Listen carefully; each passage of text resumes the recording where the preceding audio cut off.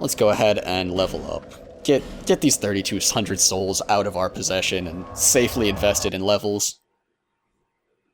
We never found the map. The map that dude was talking about in the mansion?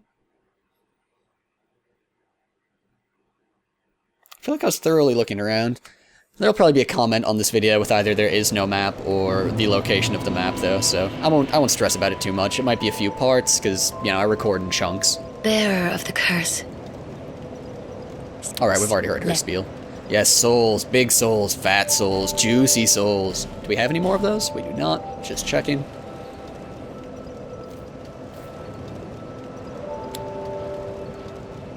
Feel like endurance is good.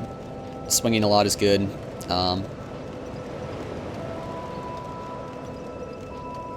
Not dying is also good. Feel good about both of those things. Though, alright, hear me out. I actually don't know that it would be terrible to invest in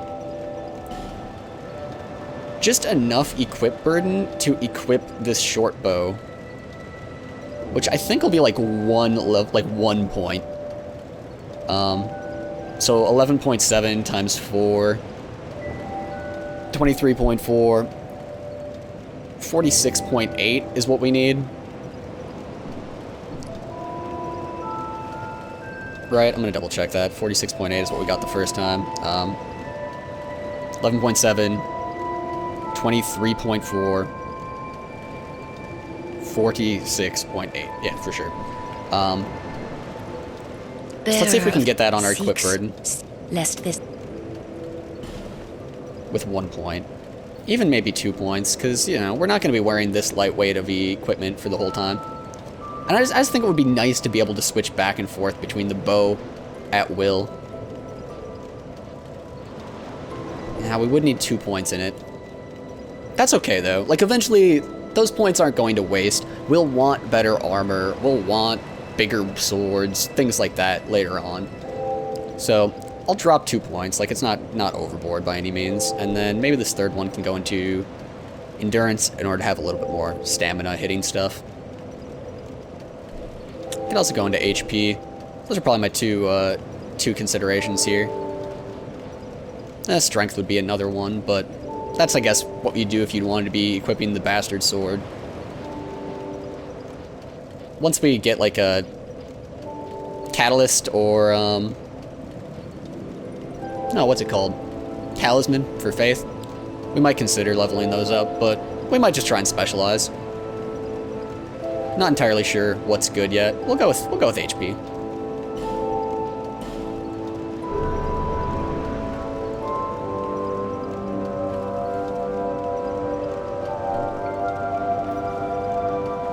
And since I mean I explored the mansion, quote mansion unquote, quote falling apart 2-story house unquote, to the best of my ability. So I'm not entirely sure where that map is supposed to be, or even if it's there. The dude seemed a little bit insane.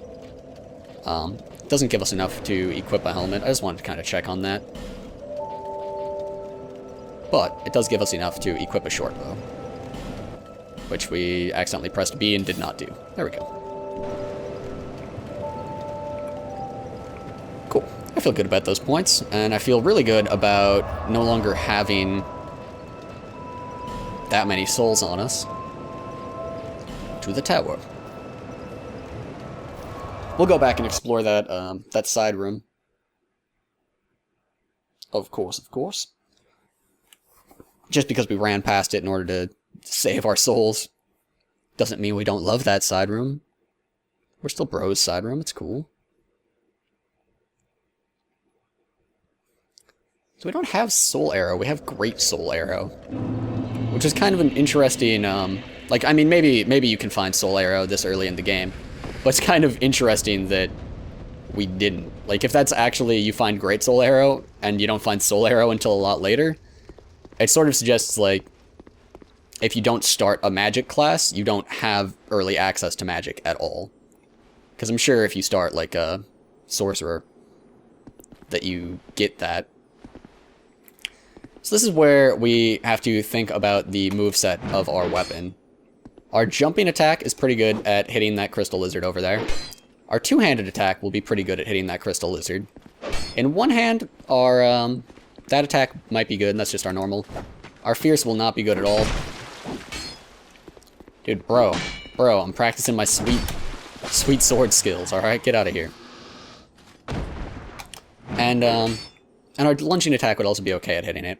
But I think our best bet is going to be to dual wield, and just kind of try and swing for the fences on it.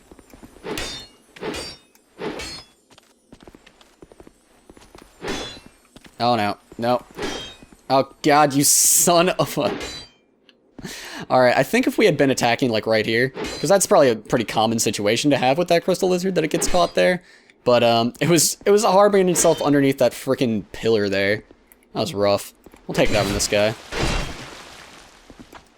Oh, he's not dead. Go ahead and grab an item.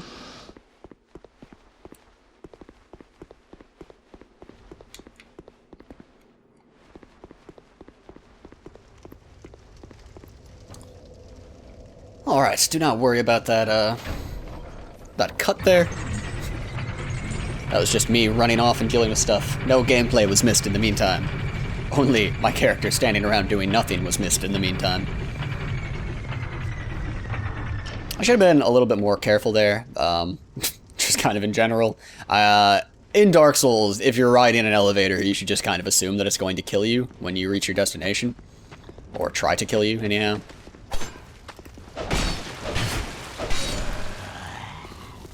But if that was my first time on that, yeah, I would have been a little bit more careful about it.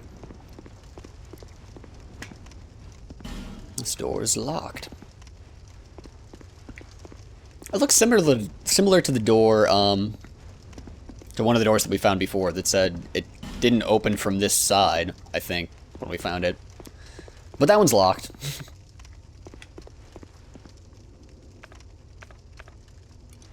Let's hop in here.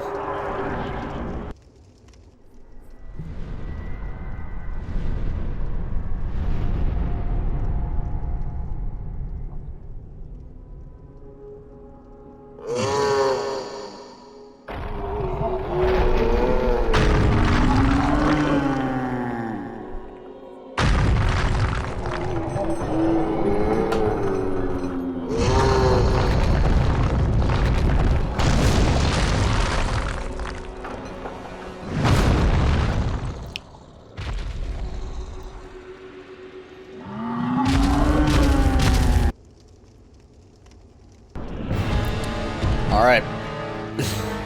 First boss. First boss that we actually stand a chance at killing, rather. I don't have a particular strategy in mind. I'm gonna go ahead and say that blocking is probably pretty useless, though, so we'll two-hand our weapon. We'll try and get in close and just kind of not get hit. We've got pretty good stats for this point in the game. We've got Estus Flasks aplenty, and we got stumped. We're not dead, though. That's good.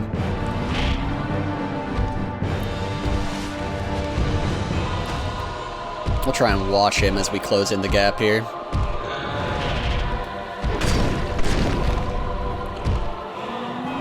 The class that I'm playing on the live stream is the Explorer. With that class, where you don't have very good combat stats, I recommend using one of your oozes, actually, on this guy, unless you've got his attack patterns down really well. Oh god. You start out with an item called, like, I don't remember exactly what it's called. Something with ooze in its name, though. And that item gives your weapon magic damage. It's pretty useful. Also, getting the 3 Estus Flasks before this guy is a huge help.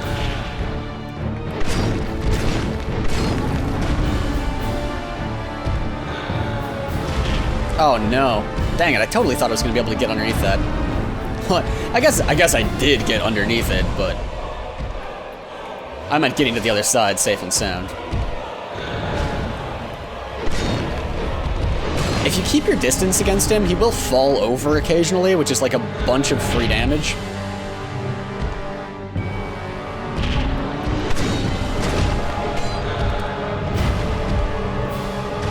Always make sure that you've got enough stamina to roll in case he does start stomping. Ooh. I'm I'm gonna try and hold the life gem. No, I'm not. That's silly. Let's go for the first try kill on him.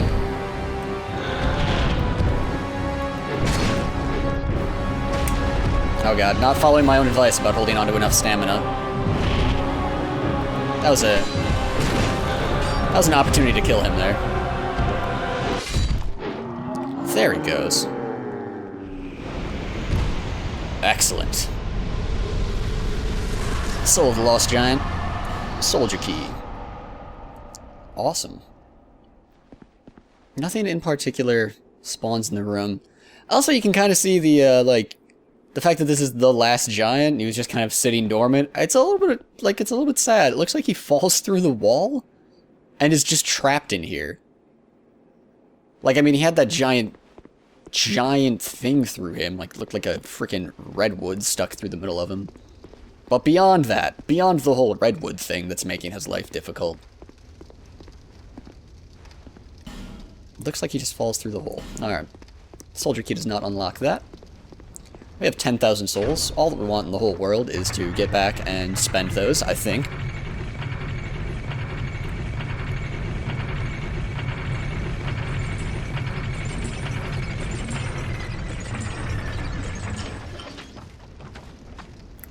How the... what? Where'd you come from, man? You have a bow and arrow? What a jerk. It was dangerous to fight him there. But again, like, not really, because if the souls are there, it's really easy for us to get back. I think that that's the guy that's walking along the bridge when you first come down here. Is who that was. That had moseyed on over.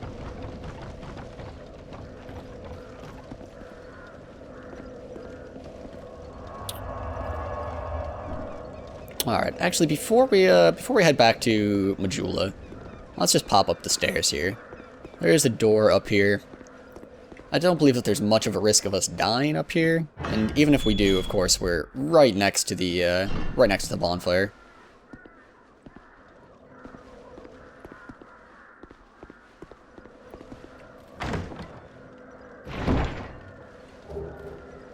Small leather shield and repair powder.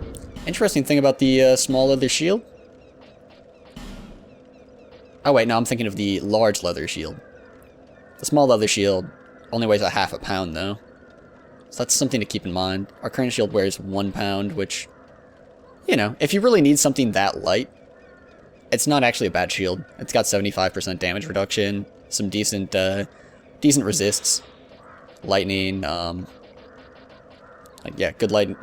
okay lightning reduction, good poison, and bleed, and petrify, and curse. Low stability, but it weighs half a pound. You can't expect it to be that stable.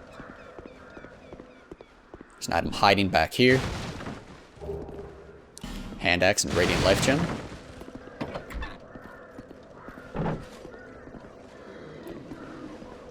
Yeah. Thank you for making that that ominous sigh when you got up there, buddy. I mean, you could have dropped some items for us while you were at it, but...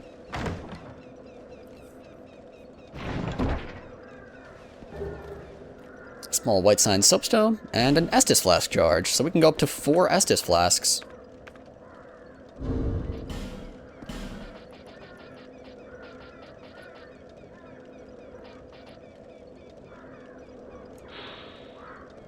Shard and Estus flask. Shards are deeply soaked in Estus. Craft the shard to an Estus flask to increase flask uses. Over the ages, countless souls rested their bones as they drank from the original flask, and now the shard remains, serving as a vestige of their hopes and dreams. We also got a white sign soapstone in there, didn't we?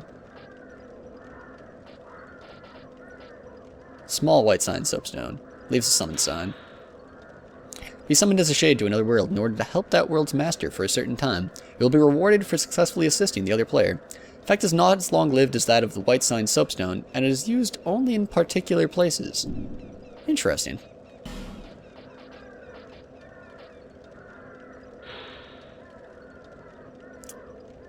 Online play item. You will be punished for fleeing from other worlds by disconnecting unjustly. However, this charm will disperse the ire directed at you. But sins are not easily buried, and there's no telling if you will be let off so easily next time. Each encounter in life is a precious turn of fate, and fate will not be cheated. Interesting.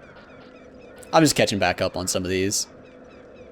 While this urn is a crude and commonplace weapon, it owes its continued usage to its simplicity and effectiveness in a variety of situations. What about the witching urn?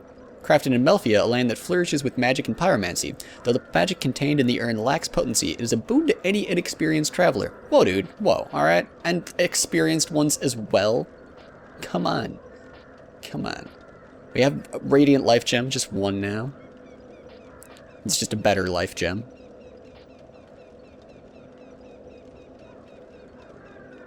Annual herb with an amber color so deep it gives the impression of luminescence. Restores a small number of spell uses. Cool. Now we've got our Divine Blessing, which we love. Alright, I think we're pretty much caught up there. What about that, that hand axe that we got? It's got low requirements, but it, actually does the same amount of damage. It's our current one. It has a little bit less counter and a little bit more stability damage. Actually a pretty solid weapon. I don't like... I guess I haven't actually tried it in this game yet. That's actually 2 fierce attacks in a row right there. So that's an important thing to notice, is that those chain together pretty well.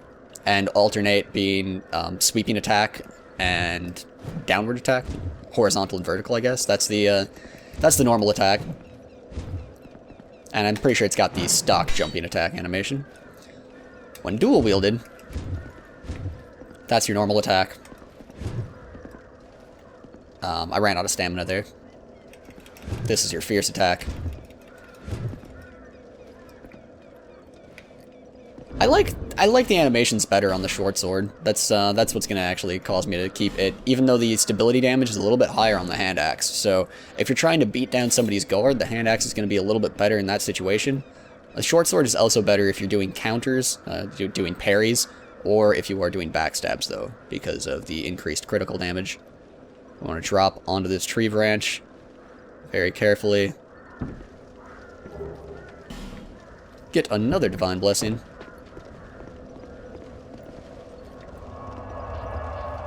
And with that, we will take our 10,550 souls back to Majula